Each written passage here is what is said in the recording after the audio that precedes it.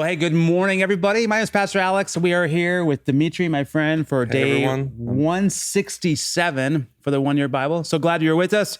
Whether you're joining, whether it's video, podcast, Facebook, YouTube, glad you are with us. So, Dmitry, you're new to the podcast with us here, new to our GC 365. I shouldn't say podcast, but tell us a little bit about yourself. What you got? Some couple kids that run around your place, and more than a couple. I have 3 kids, 2 girls, 1 boy. 1 more girl is on the way. Okay. So yeah, 1 more girl on the way, right? And Daria, your wife, is due in July. Yes. Okay. Yeah, it's gonna be a fun summer. Okay. So we're gonna have a kid in every season. Every season. Yeah. There we go. Yep. And then a few more, and you've got the sports team starting to fill out there. I think we're gonna be. I think we're okay with 4 seasons. Yeah. 4 seasons are good. Yep. So now, real quick here, outside of when you're hanging out with your kids, you are doing what? What do you do? I own a business. So initially I was teaching kids how to code, but now I switched to actually helping other people to start teaching kids how to code. Yeah. So you write code, sell software. Yeah, pretty much software. Yeah. To do that. Yeah. So if I want to do that, I come see you. Well, good. Yes. Okay. Well, we're going to jump into it. So here we are. We are in 1 Kings, and then we do Acts, and of course Psalms and Proverbs. So 1 Kings. Share with me here.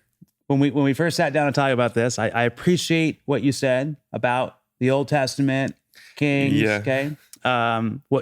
Talk about it. Well, I'm kind of having the background of growing up in a non-believer family. For me, just in general, reading Old Testament is pretty hard, right? Yeah. It's kind of, you have to really put effort in. I'm more of a New Testament guy. Yeah. So kind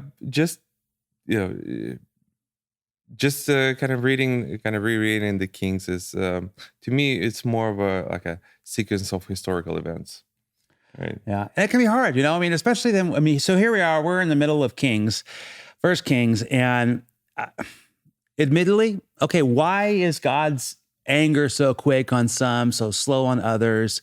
We go through a lot of Kings here in the first couple chapters of today's readings. It seems like we've got 2 years, we've got 12 years. Who was it? Zimri lasted all of 7 days. Oh yeah, and all of them get killed. Right? And they all get killed. How fun is that? But they all get killed, and it all goes that they were doing, evil in the sight of the Lord. They had sin. That the moral failure that was going on here was what would be drastic. And I look at it and go, okay, where History does have a pattern of repeating itself.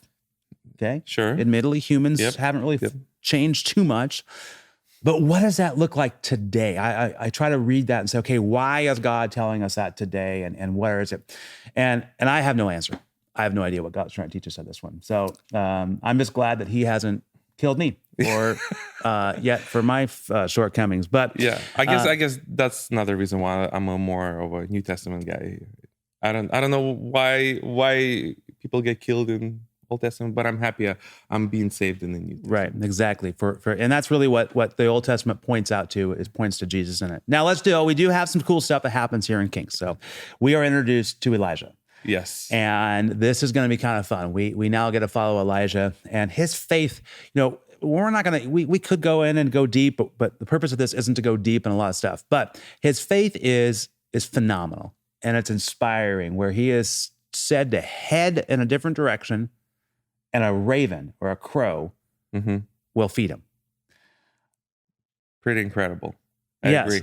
You gotta agree. And you sit there and go, wow, okay, I'll admit, I'm not a biggest fan of crows. I like to golf. You a golfer? No. Okay. No. But I do like crows. You do like crows? Yeah, I like them. Well, I'm very not intelligent. Well, they're extremely smart. Extremely intelligent. Right. And but they're actually, that's why I kind of don't like them, because they know how to get into my golf bag and pull out. Like if you stop at a green, or you're stopping, you walk away from it, they will full on pull and go and move a towel to get to your food. If you're a golfer, you know what I'm talking about. It's pretty impressive.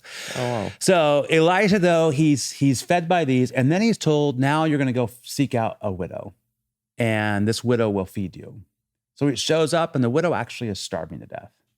And she's about to prepare her last meal for her and her son. And Elijah says, no, actually, before you prepare that, go ahead and make me some bread. Okay. And don't worry, your obedience, you'll get, your oil will never run dry, and your flour will never be empty. and it happens. It happens. But then trouble happens, and all of a sudden, again, it shows Elijah's faith through this is that her son then ends up dying sometime later, and Elijah is able to bring him back. And it's just the faith that we see. It's impressive. Yes, I agree. It's impressive. All right, we're going to jump out of that. Dimitri's already tired of the Old Testament. Yeah, sorry. I'm not an Old Testament guy. Okay, so now we're getting into your book, the Acts, Yes. New Testament. Okay. Cornelius is the man. Yes. It's pretty cool here, isn't it? Yeah. Pretty incredible character, great person. It's just incredible to see how, among the Romans, right, the very people who were pretty much against Christians, you have a God-loving a person who is holding a position of authority, right? Yeah. Great to see how it connects Peter with the Cornelius, how how very unlikely a sequence of event lead to something greater that kind of comes out of this meeting, so to say. It is. It's without this happening, then. So you were sharing before, you have a quarter Jewish in your heritage, in your line. Yes, correct. I don't have any. So without this, I would be on the out, right? Jewish people did not. In fact, we read in here that Peter was saying, Cornelius, I'm not even supposed to come into your home. Mm-hmm. Now it's been kind of fun. Our family's been kind of watching The Chosen.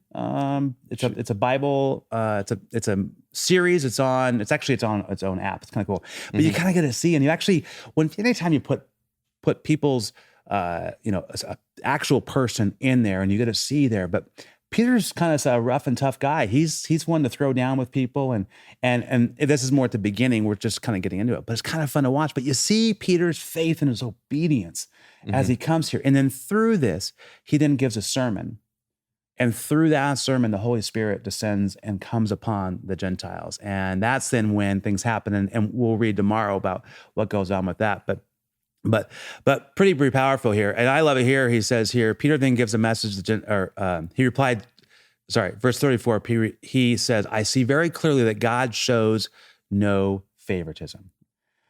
And that's big words back then. And I think it's even so true today. Yeah, I agree. God I feel like it's the nature of God. He loves to take completely unlikely things and make it into something incredible, right? Unlikely people to do something, turn around and do something that leads to a breakthrough, right? Or even in my life, so many times I would think like, all right, based on what I read in the Bible, God probably is going to come out this way. But then it turns around and it comes out, God reveals himself through completely different, completely unexpected event. And you just sit in there like, wow, it's awesome. I did not see that coming. So same thing here. Yeah, you would never, ever think that someone like Cornelius would be open to hear from God. And then you see that, and today, you shared, you and Daria have chosen to raise your kids in a Christian home. Yeah. You became a Christian in your 20s, I think you said? Yeah, late 20s. And no faith background before that. No, hey, here's how you do it. And you're learning, and yet here God has come alongside you. And again, it goes back to, he shows no favoritism. The Absolutely. fact that you didn't grow up in a Christian family. I grew up in a communist family. In a communist family. Yep. So right there. And now all of a sudden here where you and your family and you've ended up at Gold Creek. And how many years have you guys been here now? About 2.5. 2.5 years. Yep. It's just so cool to see how God, then and now continues to be at work in our lives. So pretty cool. All right, well, let's jump ahead. You like this Psalms. Yeah, right.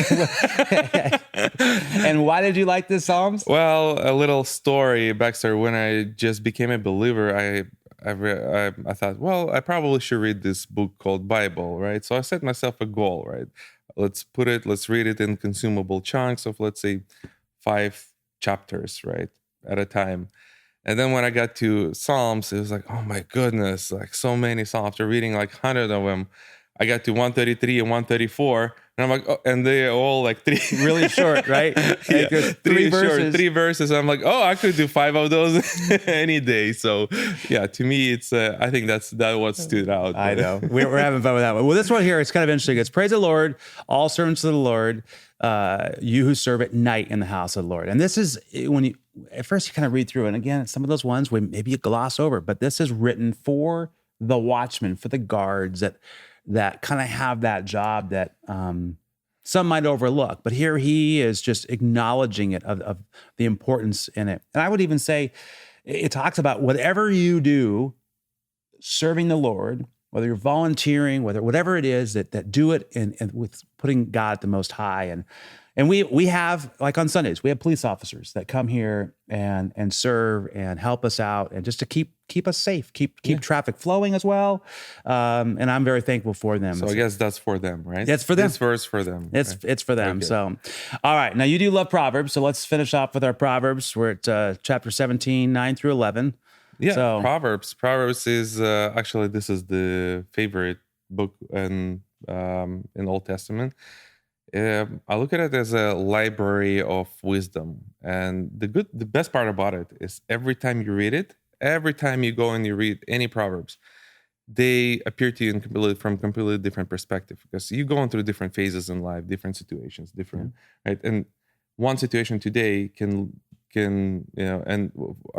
one proverb today can mean one thing, but then you go through some hardship or some situation in your relationship, or you had a conflict, and then you get and then you read this proverb: love prospers when a fault is forgiven, but dwelling on it separates close friends. And you realize, oh my goodness, what am I doing? Right? Why am I dwelling on this? Let's just be friends. Right. Come on.